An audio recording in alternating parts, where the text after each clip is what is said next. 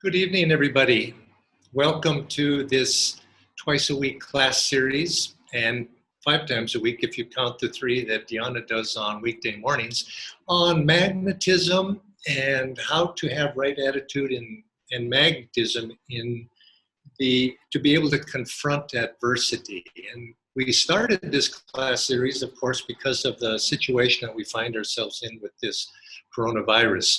And it's a very testing time for all of us, but it's also a time for us to be challenged, to raise our energy, to become more magnetic, and to dive deep into the spiritual teachings of Paramahansa Yogananda, which most of us or many of us here are devotees of. And so I welcome you to tonight's class. I'm going to be talking about the topic of attraction and thoughts and attraction.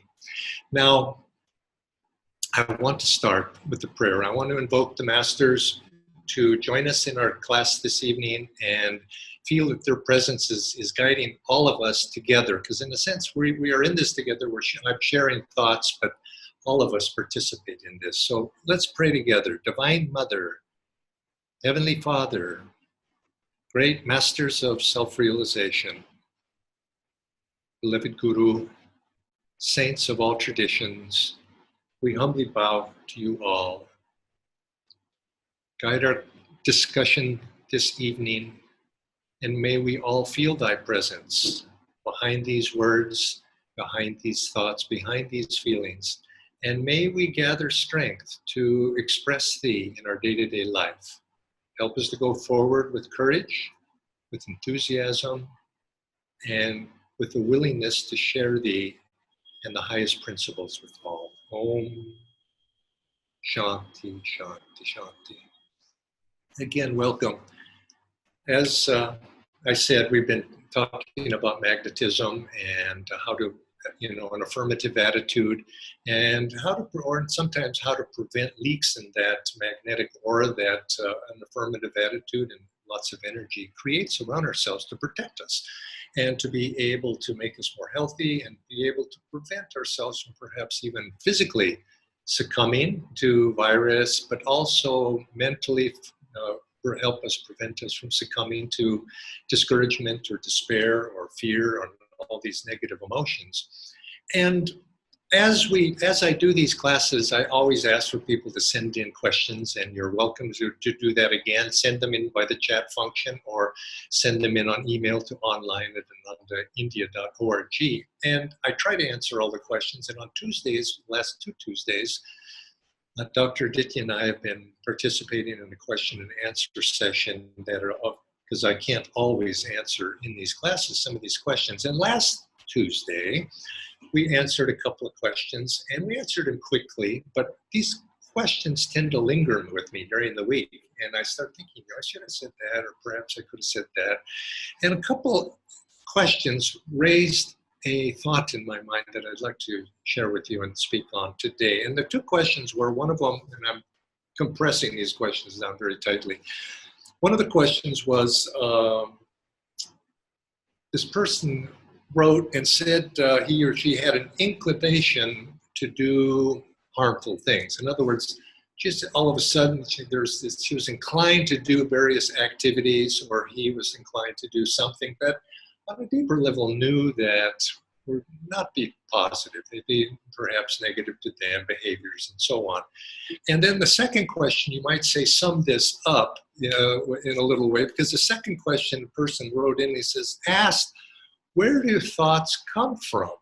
And that's a good question. Where do these thoughts come through anyway? Because this person also was struggling with negative thoughts. And of course, the negative thoughts can easily be coming today. A third person had written a situation from New York City, seen all of these very terrible things were going on there in terms of the virus, and was feeling a sense of depression and despair and was voicing those things. And it was not helpful. And so consequently, but this question came, where do thoughts come from and why? What do we do about that? Now, I wanted to start by saying it's a principle that Paramahansa Yogananda used to say over and over and over again. He said, we do not create our own thoughts. Now that's a novel concept to a person who hears that for the third time. Well, of course I create my own thoughts. If I'm not creating the thoughts, who is creating them? My brain is creating these thoughts. But he said, no, wait a minute. We perceive thoughts. We don't create them. Thoughts, in other words, are not created within the individual. He says thoughts are universally rooted.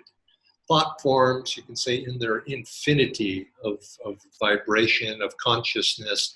Thought forms are out there, and we as individuals, we perceive them, don't create them. Now that has some implications. And why do we perceive some thoughts and why don't we perceive other thoughts? And of course, we perceive thoughts according to the vibration that we're on. You find this if you're very angry, you think angry thoughts begin to come to you, and that anger is something of the heart. That heart is disturbed, you're angry or depressed, and you are going to attract thoughts that are in harmony with that. You begin to think, all the reasons why my anger is justified, my despair is justified, why I should, perhaps negative impulses begin to come, and those things begin to come to us depending upon our own vibration, you might say. Now, the good thing about this is, it's somewhat insidious. We think, oh my gosh, well, I'm going to be assailed by all of these thoughts outside of myself. But the good side of this is that we have the ability to attune ourselves to the thoughts and the vibration that we choose. And so if we can realize that, act on that, we can begin to change the thoughts and the impulses that begin to come to us. And this has implications, which I'd like to go into and discuss a little bit today. Now, as I was thinking about this, I was listening to Dr. Aditya. He was giving a class, and a little bit before me, and he made mention about an angel on one shoulder whispering in one's ear. And maybe you've thought of this image. And I remember when I was a child, probably I was 10, 11, or whatever that age was, 9, 10, 11, where as a child you like to watch cartoons. Now, in those days, and I imagine it's the same, I don't watch cartoons anymore, but I imagine they're still there, and maybe some of the same cartoons even are still being played. But I'd watch these, all these cartoon characters, and oftentimes there'd be this image where the cartoon character is trying to decide what to do. And over on this one shoulder, there's a little angel talking to him in one ear. And over on the other shoulder, there's a little devil, and he's in the middle, and they're fighting it out, trying to get that guy or the cartoon character to do something. Well, it reminded me of that because in a sense, that's a good image of what's really happening. There's a vibration, and there's different voices, you might say, talking to us, do this, do that, influences, you might say, and which one are we going to listen to? Well, the implication of that is that we do have a choice which one to listen to, and it's a matter of training to learn to, and perhaps training by past experience, whatever it might be, to listen to the one that's going to influence in the right direction. So we do have that power to listen. Now we have to exercise that power. And we have to train ourselves to exercise that power, because thoughts, they say, why I'm struggling? Why are all these thoughts coming to me? Why are in despair? Well, we have to rise up to meet that. Now, somebody wrote to me,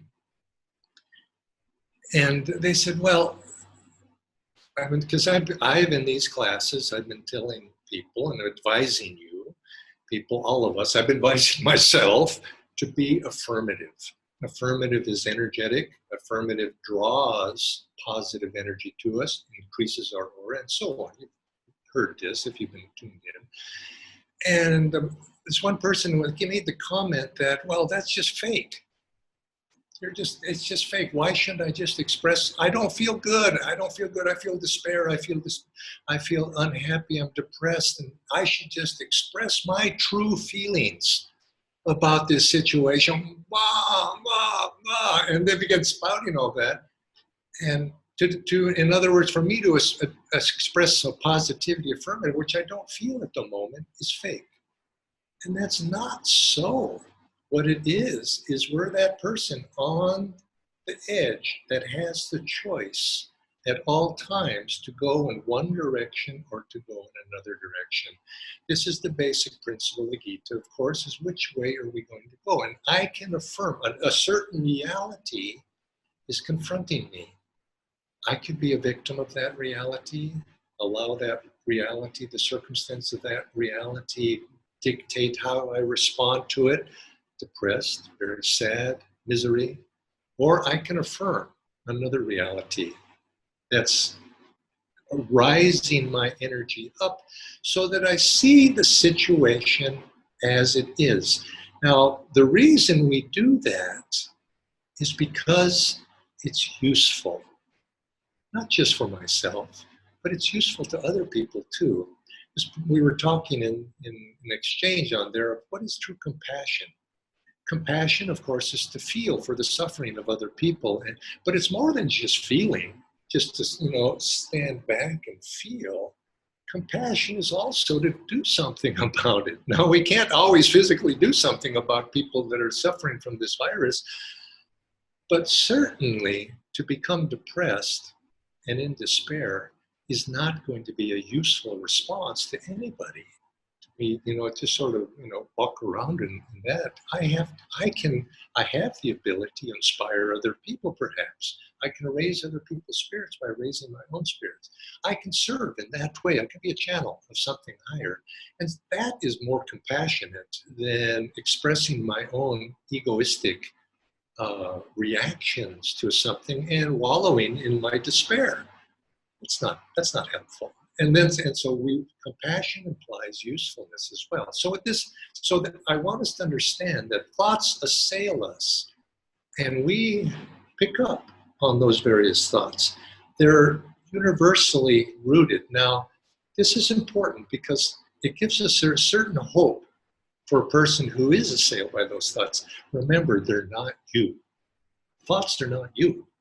You are something behind those thoughts. They happen to be bombarding you like viruses. Perhaps they're bombarding you. They're not you. Now, thoughts might be thought of as things. They're vibrational. There's a certain energy there. And thoughts, this is what Master Yogananda said. He says, thoughts are things. And as things, they are imbued with consciousness. There's consciousness there. And when you have consciousness, you also have consciousness, you have chitta, and they're feeling. Thoughts are also imbued with their mental, but there's also a feeling element to thoughts, in the sense that when you have feeling, there's like a little vortice of energy. And that vortice of energy is a good image, because when you have that circular motion, what else do you have? They're magnetic. Thoughts have feeling, consciousness. There's magnetism to thoughts. And so thoughts have power. Now, the thoughts that we associate ourselves will draw us and pull us in a certain direction. So this is why we have to, if we can, choose our thoughts or put ourselves in environments that stimulate thoughts that are going to be helpful, because they do have an attractive power.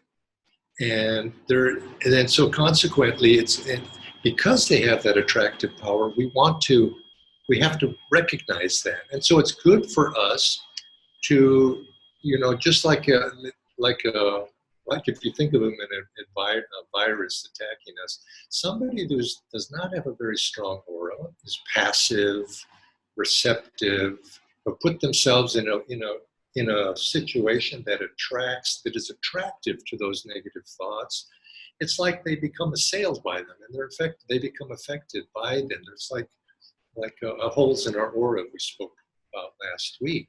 Well, there's this saying that an idle mind is the devil's workshop. That's very true. An idle mind is the devil's workshop. In other words, if you keep an idle mind of passivity, you're inviting in things. Who knows what might come in? So this is why it's important for us to understand, and why I have been emphasizing the element of being affirmative. taking charge of our energy and directing it positively in some direction. And that keeps us from being passive, and it strengthens us. Now, I mentioned that thoughts are magnetic. Thoughts have their own individual magnetism. There's some are attractive, and as we know some are attractive, and we have to realize this. It's not just us. We think, well, we are in charge of this, what happens to ourselves, but we live in an environment, we live in a universe where there are magnetic forces, and one of the basic forces in this universe is the power of attraction. Now, if you read the title, I want to tell a little reference here to the Mahabharata. If you read the title, I put the word Ashwatama in the title, and I think those of you who know, certainly if you're from India of origin, you know that's a character out of the Mahabharata. And he, at the end of the Battle of Kurukshetra, he was one of the lone, very few survivors. And of course, he fought on the side of Kurus, the negative tendency side. And at the very end, he slayed, you could say, many of the surviving warriors from the positive side, from the Pandava side. You know the story. I'm not going to tell it here. If you don't know the story, then you can go and read it. But the point being here that we know that he was then, at the conclusion of the battle, after killing all of these at night, ambushing them in their camp, slaying many of the good warriors, it was ignoble to kill somebody that way, not in fair battle, when they're sleeping and just kill them that way. So at the end of the battle, he was confronted, and he was cursed by Krishna to wander now this is different versions, say for how long, but he became, in a sense, forever he was cursed to wander without friends and forever. And in that sense, he said he's immortal. He's always there. Well, no. Paramahansa Yogananda said, as we read the Mahabharata, we read the Bhagavad Gita, that all of the major characters are symbolic of particular traits, positive and negative. And Ashwatama, he represents, and then it's different places, it says it different things. Latent desire is one explanation for him. But Swami Kriyananda, in one of his talks, I remember he referred to Ashwatama as that quality of attraction. And that attraction is eternal. It's always there. It's immortal, you could say. Attraction is always going to be part of this created universe. That when God created this universe and started with individuality, there's no two particles or two specks of creation that are not individual in their nature. They ultimately, this power of attraction pulled each of those specks of creation, imbued souls, into grosser and grosser and grosser levels of this created universe. And that pull of attraction, the desire to exist, the desire to want that existence to continue, and eventually at a lower level, the desire actually to be happy, that pulls souls into creation till ultimately they descend into the astral realm and they take on an ego of individuality identification. And this is something we find ourselves in. It's the way the universe is made. Paramahansa Yogananda would sometimes argue with Divine Mother, why did you create this universe? Why did you put us in this situation? It's your fault. And that we have to, and he would go back and forth very lovingly in that regard, arguing with Divine Mother about why this universe. But it's a fact that there is a creative pull on us, and all of us are subject to that pull. I like to use the image of, if some of you have ever played billiards or pool, a pool table is very, very flat, and ideally it's perfectly flat. That this world is like a pool table, but unfortunately it's very slightly tilted, and that things set at rest, if there's not a force upon them, will roll to one side of the pool table. And this is the creative force. There is a pull that will pull us into creation, that attractive force. And this, of course, is what Ashwatama represents, is that eternal, immortal, attractive pull. Now, if we're not aware of that, we find ourselves being in a passive state, like the ball on that pool table, trying to be absolutely still. The force of gravity will slowly begin to move it in that direction. And this is why the spiritual path is always described as an ascent. It's we have to ascend the mountain. And as we know, when we climb the mountain, we have to put out energy. And so consequently, we, in order to counter that negative eternal pull, we have to assert our will. And God gave us that will, because there's also a counterpull toward God. Ultimately, God is calling all souls back to that reality. But in creation, there is this other pull. So we have to identify and counter that pull by encounter the thoughts that come to us with something positive, because attraction is not going to go away by itself. We will be pulled toward negative thoughts. And if we realize that and say, oh, there it goes again, it's trying to get me to do something that's not in my best nature, then we can depersonalize it. It's not us, we're not those thoughts. It's just those thoughts are like a disease that we need to disassociate ourselves from, and then we can deal with them. But at the same time, that's not enough. We have to also associate ourselves with that inclination, that attraction toward, which is the positive side of attraction, toward the higher self. In other words, towards bliss and toward God. Because this is what you might say when these souls manifested that sense of wanting to exist, wanting to continue that existence, and wanting to be in bliss, in a sense, in a very simplified way, you could say this is what got us into this mess in the first place. And we can, if we concentrate on that side, this is what we need to do. So consequently, when you find in a challenging situation like we are in now, when you find yourself assaulted by unhappy thoughts, anything that's not of a positive nature, and believe me, all of us are. Sometimes I get up in the morning and I thought, oh, here we go. It's something I've been stewing on. It sort of jumps on me when I wake up. Okay, and then consciously, okay, I'm not going to go that way. And I sit and I do my sadhana, and I do whatever is needed. I do my kriya, and in this way, I can counter that. So we want to be like that. We want to put out a positive vibration and a positive energy, and not allow us to become passive and an instrument, or a useless instrument, you might say, for negativity.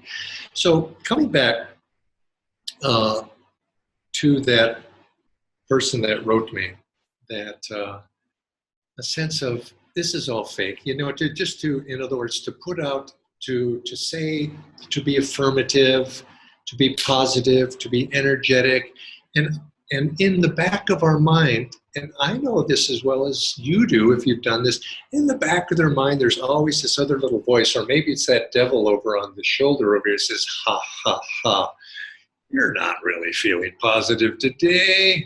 Come on, who are you kidding? And then the little guy on the other, angel on the other shoulder, they start battling it out. Well, we feel this way, but to choose.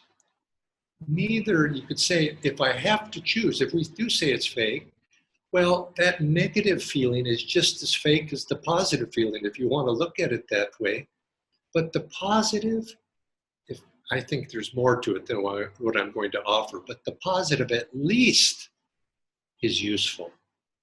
The positive at least is helpful to other people. To be positive is at least helpful to your own self. Even if your mind doesn't want to go that way, it's helpful to be positive. It creates an aura of strength around you, and it creates an aura of strength within us. So even if you just look at it from that practical perspective, it's better to be that way. You're going to be happier that way. But as I say, there's a deeper reality of truth to it. Light, positivity, light, God consciousness, God expression is our true reality. It's not like, well, you like light, I like darkness, they're the same. It's just up for each of us to pick. No, it's not that way. There's a reality to the light that exists.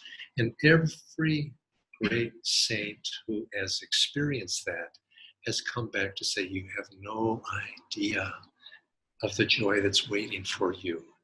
Whereas in the darkness, there's nothing. There's no joy there. There's just eternal suffering to go in that direction. So choose that, affirm that, and then you'll find that you, in the process of doing that, of maintaining that positive attitude and at least affirmative attitude, you'll find that the magnetism of that begins to draw to you things that are in harmony with it. And you'll find your thoughts begin to change. And that's the same thing as if I wake up and perhaps I'm struggling between these two, and I say, no, I'm going to put myself in a positive direction and start acting, doing something, so it's not just a pleasant thought, it actually turns into action.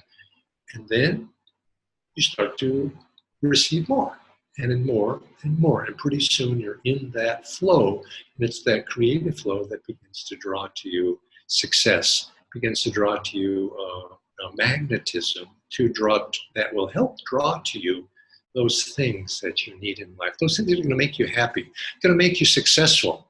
And so whether you believe the philosophy or not, the fact is the results work. And you measure it by results. And that's what I like about yoga. I like about spirituality. I like about Kriya Yoga. And I like about Master's teachings. They're tested in the laboratory of everyday action. And that's what I ask you. Don't take something just on faith because somebody said it. Now, maybe to do it, but I don't leave it at that. Put it into action and see if it works. Now, I could say you could put the negative side into action and see what happens with that, but I would hope you'd take my word for it. Don't do that, because you're just going to set yourself up for a long struggle. But I think anybody who lives in this world long enough has made enough mistakes to know that one direction works better than the other. So choose the higher path. Choose the higher path, and that choice is always yours. Yours. Every moment, every day. Choose light, choose happiness, choose bliss. Now, again, I'll remind you, we're back on Monday evening at 7:30. And if you have questions, please send them in on the chat, and I try to get to them sooner or later. And if we have enough questions, we'll have that question and answer session at 5 o'clock on Tuesday, and Monday's class is at 7:30 in the evening. So joy to you, and God bless you, and I wish you all the very, very best. God be with you.